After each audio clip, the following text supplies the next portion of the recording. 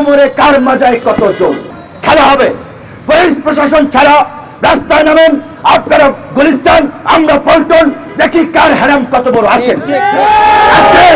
Police প্রশাসন ছাড়া নামেন, দেখি কার কোমরে কার মাজায় কত জোর। সেটা তো আপনারা নামবেন না।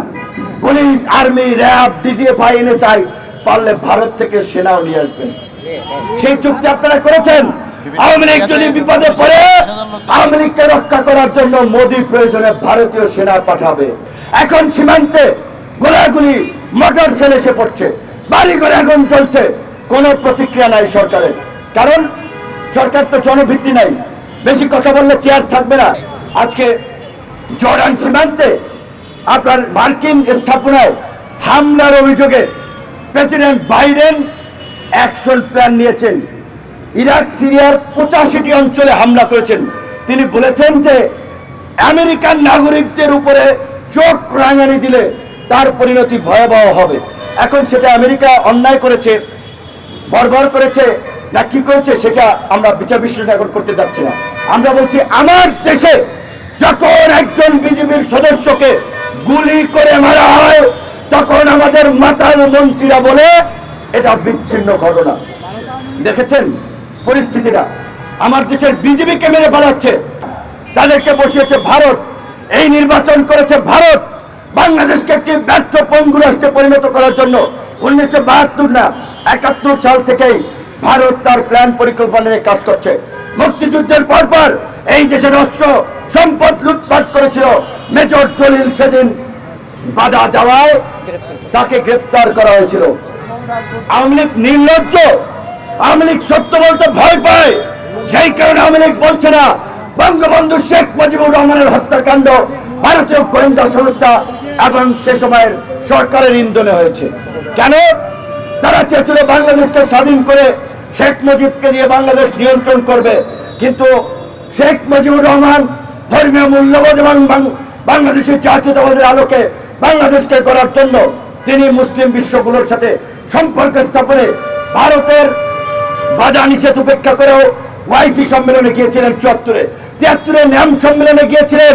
এটা মিসেস গান্ধীর পছন্দ হয় নাই, ভারতীয় গোয়েন্দা সংস্থা রয়ের পছন্দ হয় নাই, তাই তারা বঙ্গবন্ধু হত্যার প্লট রচনা করেছিল। একইভাবে জিয়াউর রহমান যখন যুদ্ধ বিধ্বস্ত বাংলাদেশের নেতা থেকে আঞ্চলিক নেতায় পরিণত হয়েছিলেন, সার্ক গঠনের মতো বিভিন্ন কার্যক্রমের মধ্যে দিয়ে বাংলাদেশকে এগিয়ে নিয়ে যাচ্ছিলেন, জিয়া কিলিং এর সাথে ভারতীয় এজেন্টরা জড়িত। আজকের বাংলাদেশ যে এই সংকট এসেছে, এই সংকটের পেছনেও ভারত ওতপ্রোতভাবে জড়িত। 14 সালে সুষমা স্বরাজরা এইখানে এসে কিভাবে জাতীয় পার্টিতে নির্বাচনে নিয়ে গেছিল, আর্মিতে ম্যানিপুলেট করেছে, পুলিশে ম্যানিপুলেট করেছে, আজিজ, কসাই, বেনজিরদের মতো লোককে দিয়ে প্রশাসনকে ভারতের এজেন্ট ঢুকিয়ে প্রশাসন নিয়ন্ত্রণ নিয়েছে। আজকে রাষ্ট্রযন্ত্র নিয়ন্ত্রণ করছে। একটা কথা বলতে চাই, কথা বলা খুব বিপজ্জনক। ইলিয়াস আলীর মতো যদি গুম হতে হয়, সাইদির মতো যদি ফাঁসিতেও ঝুলতে হয়, তারপরেও একজন দেশপ্রেমিক নাগরিক হিসেবে, একজন বাংলাদেশপন্থী নাগরিক হিসেবে ভারতীয় তামিলনাড়ু এবং আধিপত্যবাদের বিরুদ্ধে মাথা যতদিন গাড়ে থাকবে ততদিন উঁচু করে কথা বলে যাব। সালাউদ্দিন কাদের চৌধুরী এবং সালমানের প্রমাণ আপনারা জানেন, কাজিন আত্মীয়, তার ফাঁসি যেন না হয়। সালমানের প্রমাণ সহ যারা প্রধানমন্ত্রীর সাথে কথা বলেছিলেন, প্রধানমন্ত্রী বলেছিলেন কয়েকদিন পরে বের হয়ে যাবে, কিন্তু ভারতের প্রেসক্রিপশন ছিল বের হওয়া যাবে না, জামাত সহ সবগুলোকে ফাঁসিতে লটকাতে হবে বিরোধী দলকে সাইজ করার জন্য। যুদ্ধাপরাধের বিচার আমরা চাই, আমরা চেয়েছিলাম, কিন্তু যেটা হয়েছে সেটা একেবারে ইন্ডিয়ান প্রেসক্রিপশনে।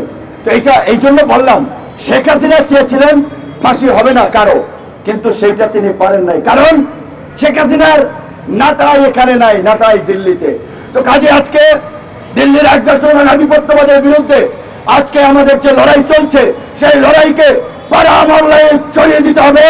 ভারত খেলা আন্দোলনের মাধ্যমে বাংলাদেশকে রক্ষা করতে হবে, ভারতীয় আধিপত্যবাদকে রুখে দিতে হবে। আপনাদেরকে বিনয়ের সাথে অনুরোধ করব, যার যার জায়গা থেকে ভারতীয় পণ্য বয়কটের জন্য প্রচারণা চালান। আমরা কেন কেন পেঁয়াজ, রসুন, কাঁচামরিচ আনতে যাবো ভারত থেকে? এই দেশের মানুষ আমরা কি এত অপদার্থ? আমরা কি এত অক্ষম?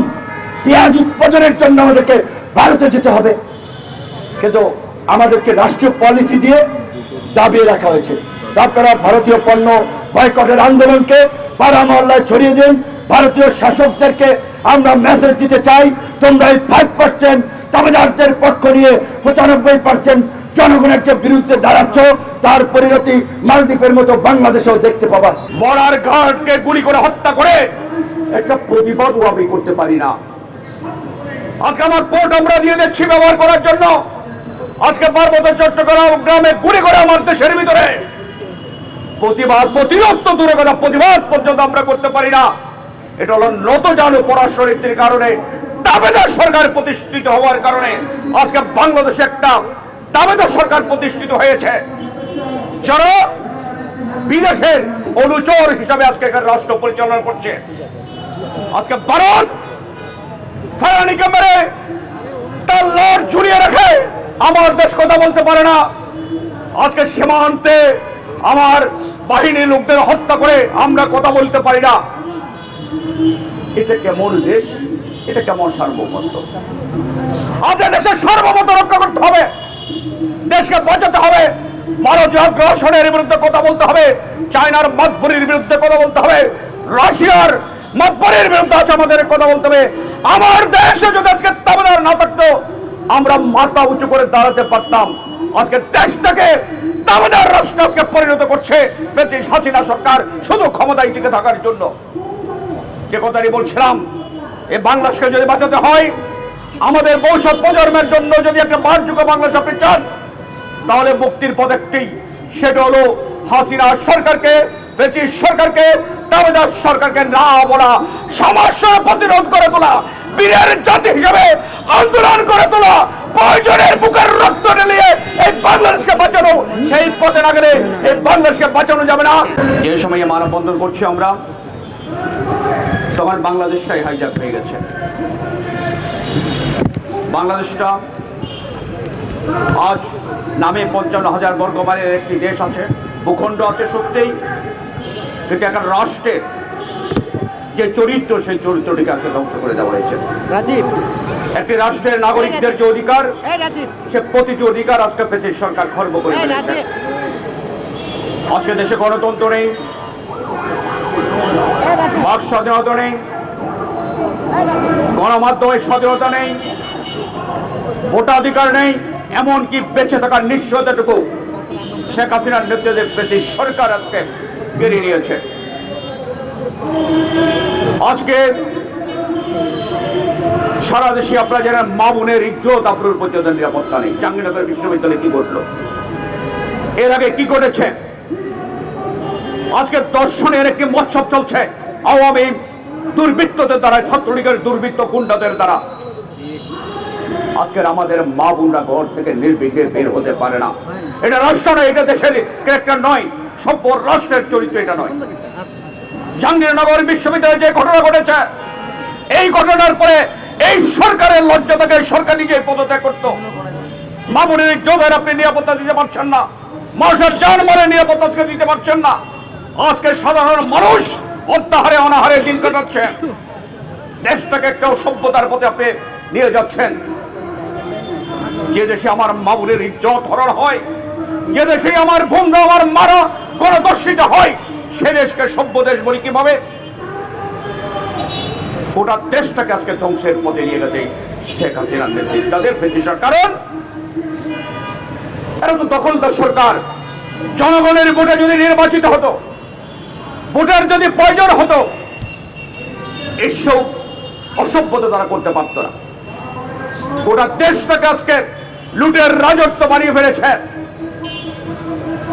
বর্গীরা যেভাবে এসে লুট করে নিয়ে যেত, দর্শন করত, আগুন দিয়ে পুড়িয়ে দিত, আজকে এই বর্গী আওয়ামী বর্গীরাও একই কাজ করছে, সে মারাঠা বর্গীদের মতো। এই বর্গীদের হাত থেকে বাংলাদেশকে বাঁচাতে হবে। আমরা বীরের জাতি, 69 আমরা জিতেছি, 52 আমরা জিতেছি, 71 আমরা যুদ্ধ করে জিতেছি, নব্বইতে আমরা লড়াই সংগ্রাম করে জিতেছে এই জাতি, বীরের জাতি। তাই আমরা মনে করি আজকে এই দেশকে বাঁচাতে হলে 30 লাখ শহীদের রক্তের বিনিমজ্জিত এই লাল সবুজের পতাকা যদি বাঁচাতে হয়, এই তাবেদার ফ্যাসিস্ট লুটেরা সরকারকে বিদায় দেওয়া ছাড়াই আমাদের সামনে আর কোনো পথ নেই।